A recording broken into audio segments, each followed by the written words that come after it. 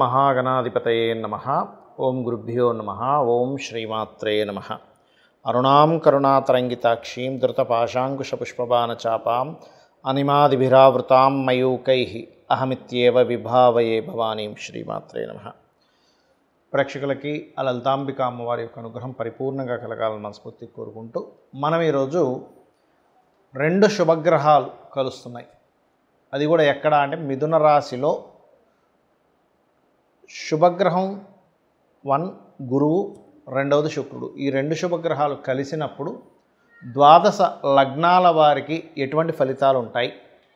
లగ్నం తెలిస్తే లగ్నం చూసుకుంటే, లగ్నం తెలియదు అనుకునేటువంటి వారు రాశి చూసుకోవచ్చు. మరి ఈ ఫలితాలు పరిపూర్ణంగా కలగాలి అంటే ఏ గ్రహాల యొక్క ప్రభావం వీటి మీద పడి మనకు పూర్తిగా ఫలితాలు రావు అనే విషయాలు తెలుసుకుంటూ, అదేవిధంగా దేశగోచారాల సంబంధంగా ఎటువంటి ఫలితాలు ఉంటాయి అనేటువంటి విషయాలు మనం తెలుసుకుందాం. అయితే ఈ విషయాలు చెప్తుంది నేనైనప్పటికీ కూడా చెప్పిస్తుంది పలికిస్తుంది కూడా ఆ సాక్షాత్ లలితామ్మవారిగా భావిస్తూ ఒక్కొక్క దాని గురించి మనం తెలుసుకుందాం. కన్యా లగ్నము, కన్యారాశి.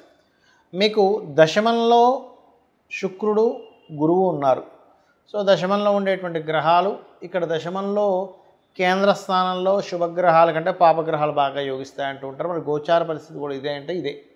మరి ఇవి అక్కడ ఉండడం కాకుండా దృష్టి చేత కొంత మంచి ఫలితాలు ఇస్తాయి. ఏమిటది చూసుకున్నట్లయితే, ఒకటి ధనయోగాన్ని ఇస్తుంది చక్కగా.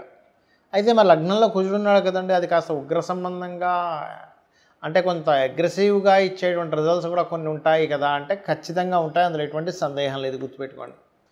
కాబట్టి ధనపరమైనటువంటి విషయంలో మాత్రం మీకు గతంతో పోల్చుకుంటే ఖచ్చితంగా బాగుంటుంది. అది కూడా మీకు ఏదైనా ప్రాపర్టీ రిలేటెడ్, ఏదైనా విద్యా సంబంధంగా మీరు చేసేటువంటి కొంత ప్రోగ్రెస్ అవ్వడానికి చూడండి. ఏదైనా ఉద్యోగం చేస్తూ ఇందులో నేను ప్రోగ్రెస్ అవ్వాలంటే పలానా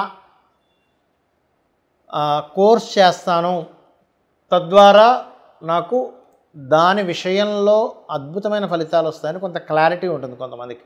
అలా మీరు ఏదైనా కోర్స్ చేయడం ద్వారా, ఏదైనా ప్రాపర్టీ కొనడం ద్వారా, ఒక ప్రాపర్టీ విషయంలో లావాదేవీలు మీరు చేయడం ద్వారా కొంత మీకు లాభం ఉంటుంది.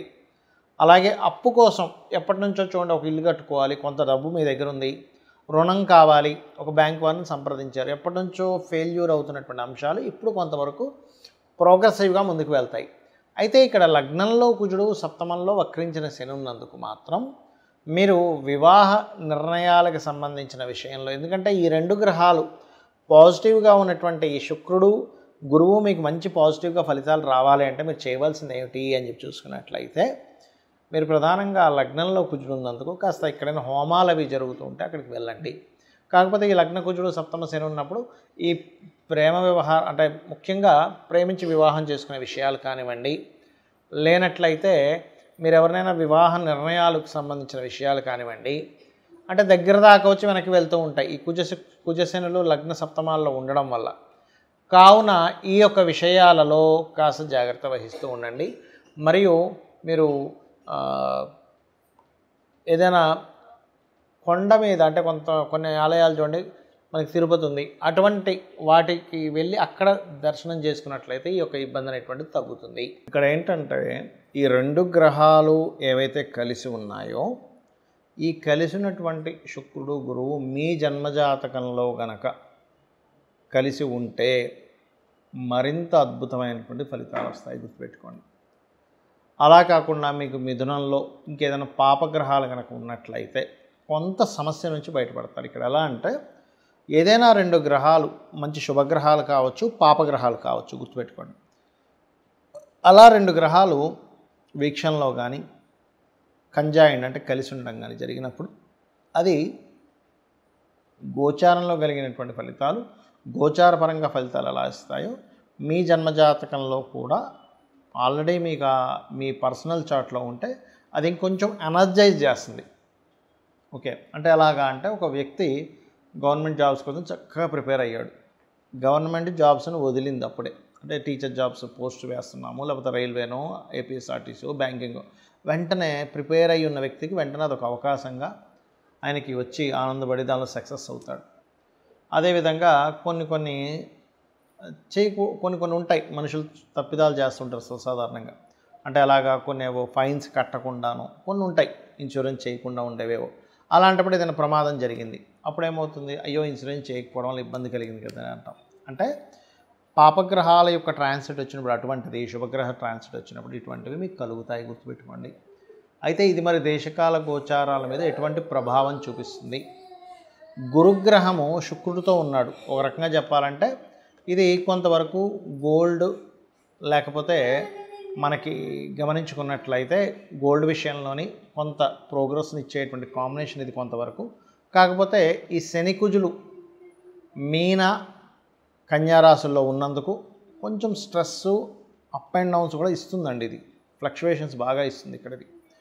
దీంతోపాటు గురు సమానులు లేదా టీచర్స్కి, అందులో ముఖ్యంగా స్త్రీ సంబంధంగా, స్త్రీ మూలక సంబంధంగా గురువులకి, లేకపోతే ఆల్రెడీ స్త్రీలు గురుత్వ సంబంధించిన వాటిలో ఉండేటువంటి వారికి కొంత ఇబ్బందులను ఎదుర్కొనేటువంటి యోగాన్ని ఇస్తుంది. అంటే గురుత్వ సంబంధించిన వాటిలో బ్రాహ్మణ్స్కి కావచ్చు, పురోహితులకు కావచ్చు, గురువులుగా చలామణి అవుతున్నటువంటి వారికి కావచ్చు, లేకపోతే మంచి ఆధ్యాత్మిక రంగాల్లో ఉండేటువంటి వారి మీద కొంతవరకు బురద జల్లేటువంటి విషయం కావచ్చు.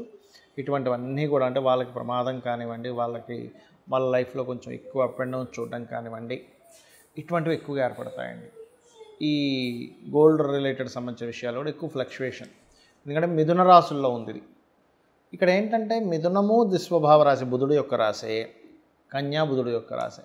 అప్పుడు ఏమవుతుంటుంది, అది ఈ కుజశనులు ఈ 4 దిస్వభావ రాశుల్లో ఎప్పుడైతే మనకి మిథునంలోని, కన్యలోని, ధనస్సులోని, మీనంలోని ఈ 4 గ్రహాల్లో ఉండే గ్రహాలు వాటికి అవి కనెక్టివిటీ పెట్టుకుంటాయి. కాబట్టి ఈ విషయంలో కాస్త జాగ్రత్త వహిస్తూ ఉండాలి. మరి దీనికి పరిహారం ఏంటి యూనివర్సల్గా? ఎందుకంటే అందరికీ జన్మజాతకాలు ఉండవు. ఎందుకంటే జన్మజాతకం కనుకుంటే మీకు లగ్నం నుంచి 12 భావాలు ఏమేమయ్యాయి, లగ్నం ఎలా ఉందో దాన్ని బట్టి మీ యొక్క జీవితము, కుటుంబ స్థానాన్ని బట్టి మీకు ధనము ఎలా ఉంది, కుటుంబంతో కమ్యూనికేషన్స్ ఎలా ఉంటాయి, 3వ స్థానాన్ని బట్టి మీకు సిబ్లింగ్స్తోని, 4వ స్థానాన్ని బట్టి మీ ప్రాపర్టీ, ఆస్తి సంబంధించిన విషయాలు కావచ్చు, విద్యా సంబంధించిన విషయాలు కావచ్చు, తల్లిగారికి సంబంధించిన విషయాలు కావచ్చు, 5 సంతానము, 6 రుణరోగ శత్రువులు, 7 అనేటువంటిది వివాహ జీవితము, 8 అనేటువంటిది ఆకస్మిక సంఘటనలు, 9వ స్థానం హైయర్ ఎడ్యుకేషను, తండ్రికి సంబంధించిన మీ స్పిరిచువల్ అండ్ గురుబలానికి సంబంధించినటువంటి దశమం వృత్తి, 11 అనేటువంటిది వ్యాపారాలు, 12 అనేటువంటిది మీ ఎక్స్పెండిచర్స్, మీ ఇన్వెస్ట్మెంట్స్ ఎప్పుడు చేస్తే బాగుంటుంది అనేటువంటిది చాలా స్పష్టంగా తెలుస్తుంది. కానీ ఇక్కడ డేట్ ఆఫ్ బర్తే లేదు, టైము లేదండి, ఏమి లేదండి, కానీ నేను అయోమయంలో ఉన్నాను అనుకునేటువంటి వారు చేయాల్సిన గొప్ప రెమెడీ ఏమిటంటే, ఇలాంటి గ్రహస్థితులు ఉన్నప్పుడు మీకు మంచివి జరగాలి అన్నప్పుడు మీరు నవగ్రహాలలో కుజుడు, కేతువు, శని, రాహు ఈ 4 గ్రహాల దగ్గర దీపారాధన చేయండి మొట్టమొదటిగా. రెండవది మీకు శని మంగళవారాలు గోవులకి శనివారం బెల్లము 4 ఉండలుగా బెల్లం తయారు చేసి తినిపించండి శనివారం నాడు. మంగళవారాలు మీరు ఏం చేస్తారంటే గ్రాసము, క్యారెట్లు గోవులకు తినిపించండి. గోవులోనే సకల దేవతలు ఉంటారు కాబట్టి ఇవి చేస్తూ అందరూ కూడా ఓం నవవిద్రుమ బింబశ్రీ న్యక్కారి రదన చదాయే నమః లేదా చండీ చేసుకోవడం, చండీ పారాయణం చేయడం, లేనట్లయితే ఆంజనేయ స్వామి ఆలయాలకు వెళ్ళడం, అందులో ముఖ్యంగా పంచముఖ ఆంజనేయ స్వామి యొక్క స్తోత్ర పఠనం కనుక చేసినట్లయితే అన్ని విధాలా మీకు బాగుండడం జరుగుతుంది. దీనివల్ల ఏంటంటే యూనివర్సల్గా కొన్ని అలజడులు కూడా వస్తాయి. కాకపోతే ఇక్కడ ఏంటంటే మనం ఒకటి అర్థం చేసుకోవాల్సింది, లాస్ట్ టైము మనకి ఈ ఇబ్బందులు వచ్చే ముందు మన యొక్క ఈ పూరీ జగన్నాథ్ ఆలయంలో ఆ గెద్దొచ్చి జెండాను ఎత్తుకుపోయింది. కానీ నిన్న మొన్న చూసినట్లయితే పూరీ జగన్నాథ్ ఆలయంలో ఇంకొక అద్భుతం జరిగింది. ఎత్తుకుపోయినందుకు కొన్ని చెడు సంకేతాల వల్ల ఇబ్బంది అయింది. ఇప్పుడు ఏమైందంటే పెద్ద కుంభవృష్టి వర్షం పడుతూ స్వామివారి ప్రదేశంలో మాత్రం వర్షం పడకుండా అలా ఆగిపోయి అక్కడ ఇచ్చేటువంటి హారతికి ఎటువంటి ఇబ్బంది కలగలేదు. అంటే ఇది ఒక గొప్ప శుభ సంకేతంగా మనం భావించాలి. శ్రీమాత్రే నమః.